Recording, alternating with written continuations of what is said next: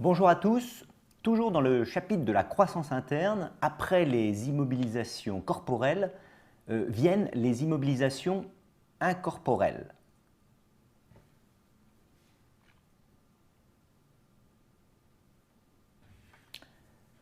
Les immobilisations incorporelles, en effet, c'est un sujet extrêmement délicat. Pourtant, vous allez voir que vous allez adorer. Parce qu'on ne peut qu'adorer ce sujet eu égard aux différentes problématiques qu'il soulève. Pourquoi est-ce un sujet délicat? Premièrement, les immobilisations incorporelles sont des actifs assez particuliers à manipuler, d'une part parce qu'ils sont virtuels. Ils sont virtuels, autrement dit, il y a une dose de subjectivité dans leur valorisation qui peut être assez fluctuante et assez grande. Autrement dit, il va falloir encore une fois revenir sur la valeur.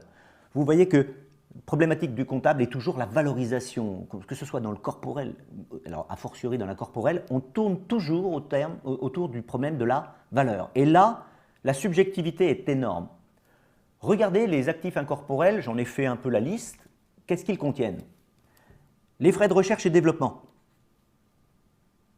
Attention, quand on parle de recherche, frais de recherche, c'est différent des frais de développement. La recherche, c'est des fois la recherche un peu fondamentale. Pour ou contre la téléportation. Vous voyez ce que je veux dire? Ça, c'est de la recherche.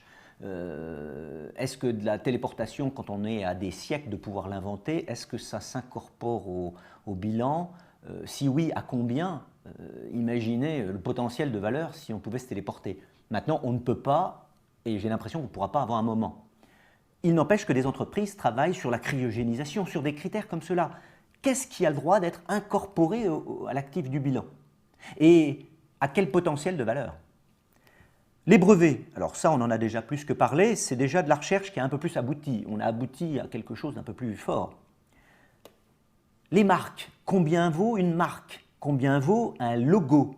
Parmi tous ceux que vous connaissez, des marques les plus connues, si vous deviez les valoriser, ça serait valorisable à combien? Parfois un logo, ça vaut l'entreprise. On l'avait dit, le logo, je ne sais pas, de Nike, c'est la valeur de la boutique. Sans ce logo, l'entreprise, et ni la marque d'ailleurs, l'entreprise ne vaudrait rien. Les logiciels, les sites internet, tout ça rentre dans la catégorie des actifs incorporels activables qu'on peut théoriquement inscrire.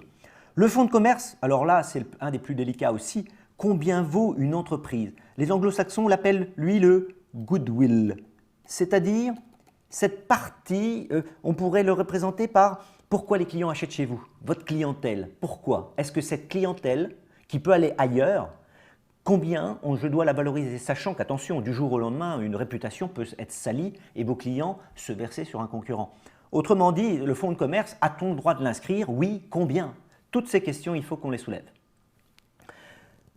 Alors, en France, le droit comptable, puisque la compta découle du droit, nous dit qu'un actif incorporel a droit d'être inscrit s'il est clairement identifiable, c'est-à-dire si on peut déjà le borner. Deuxième chose, s'il est détenu en vue d'une utilisation précise. L'utilisation autorisée, c'est quoi? Est-ce qu'il nous produit ou nous fournit des biens ou services? Est-ce qu'on peut le louer?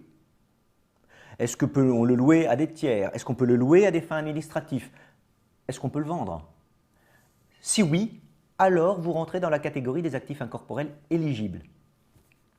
Alors, l'État français, par exemple, a permis de mettre à l'actif certains frais de recherche et développement.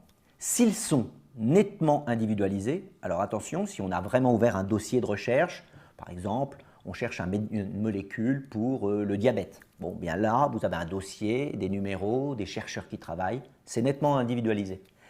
Maintenant, à quel moment on a le droit de l'enregistrer? Quand on estime qu'il a de sérieuses chances de rentabilité commerciale. Au fond, on a le droit d'enregistrer de la recherche quand on est plus près de la fin que du début. Si on est sur de la recherche fondamentale, très éloignée, où là, véritablement, on est en train de balbutier sur la recherche, théoriquement, on n'a pas le droit de le mettre à l'actif. Attention, entre le droit et le fait de le faire, le comptable, les comptables, l'entreprise a le droit de s'autorise parfois à le faire. Par contre, attention, elle se met dans l'illégalité. Exemple, sur nos charges de l'année, c'est-à-dire sur l'ensemble de la recherche, par exemple, on est sur un petit projet, par exemple, on a l'intention d'inventer une petite machine et pour se faire des petits cafés individualisés à partir de petites capsules. Bonne idée. Hein. Donc on est en train de faire de la recherche et on s'est aperçu qu'on avait isolé pas mal de chercheurs, pas mal d'ingénieurs sur ce projet-là. Pour l'instant, on en est au balbutiement, mais on a quand même une très bonne idée, le dossier est assez précis. Concrètement, on en a eu pour 980 000 cette année. A-t-on le droit de l'enregistrer à l'actif? Oui. Comment? Eh bien, c'est simple. On a là les charges de notre société en règle générale. Hein. On est une société, on fabrique du café déjà, on est déjà un peu dans le commerce là-dessus. Qu'est-ce qui se passe? Sur l'ensemble de nos charges, on a isolé que ce projet-là de 980 000 méritait d'être à l'actif. Comme pour les acquisitions d'IMO produites par l'entreprise, on estime que cette production, c'est une production immobilisée faite par nous-mêmes. On va neutraliser les 980 000 en mettant cette somme ici, en produit. 980 000 moins 980 000 égale 0, ce qui nous donne le droit d'aller les glisser à l'actif du bilan dans la rubrique frais de recherche et de développement. L'année suivante, les années suivantes, qu'est-ce qui se passe? Ça devient peut-être un brevet. Certains brevets représentent à eux seuls la valeur entière de notre entreprise. En fait, on a estimé que si notre petit dossier passe, on deviendra probablement riche parce qu'il y a une cible, il y a des produits à vendre. Qu'est-ce qui se passe? Les frais de recherche et de développement de ma petite machine dans laquelle j'incorpore une capsule ont abouti. J'ai tout designé, j'ai déposé le brevet à l'INPI, je suis donc juridiquement le seul à pouvoir l'exploiter. Et en effet, nos commerciaux nous disent que les gains anticipés sont 10 fois, peut-être même 100 fois, la valeur de notre frais de recherche et développement. On a trouvé une pépite. Qu'est-ce qu'on fait? Je vous le demande. Qu'est-ce qu'on fait? Est-ce qu'on enregistre ces 20 millions? Eh bien, vous allez être déçus, mais non. Nos frais de recherche et développement, qui étaient de 980 000, vont glisser dans la zone qui va s'appeler brevet. Brevet, machine, qui peut introduire des capsules dont nous sommes les seuls maîtres. Mais vous regardez la valeur, elle n'a pas augmenté. Nous n'avons pas le droit de l'incorporer en valeur dite de marché, de rentabilité. On peut le calculer, bien sûr, on peut le calculer. Ça a une valeur intrinsèque à notre entreprise. Quelqu'un qui nous rachèterait notre entreprise, on ne lui vendrait pas 980 000 avec cette pépite. On lui vendrait des millions et des millions. On lui vendrait la valeur qu'on estime être celle du brevet. Comptablement, on est sclérosé, maintenu par notre principe de prudence. On n'a pas le droit d'aller un pont trop loin. Maintenant, si on glisse sur les marques, logos, fonds de commerce, etc., le reste de nos IMO incorporels, grâce à notre brevet, notre société est véritablement devenue une marque. C'est-à-dire que nos petites capsules expresso, là, ça se vend du feu de Dieu, nous sommes riches à milliards, nous faisons de la pub, etc. Et bien, qu'est-ce qui se passe? On estime que alors j'ai mis 20 millions, enfin, j'aurais pu mettre 200 millions, j'aurais pu mettre une somme folle, c'est la valeur de notre entreprise. Eh bien, qu'est-ce qui se passe? A-t-on le droit de faire glisser cette valeur dans notre fonds de commerce? Ou, si on ne peut pas, sur la marque?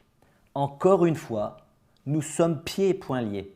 Nous ne pouvons pas inscrire cette valeur-là à l'actif de notre bilan, c'est-à-dire que concrètement, notre brevet restera ad vitam aeternam à 980 000. C'est embêtant parce qu'on ne peut pas valoriser, je dirais, cette survaleur qui est pourtant objective. Nous en vendons des millions et des millions de ces capsules, or nous sommes bloqués. Nous sommes bloqués par le droit comptable qui veut que nous soyons prudents.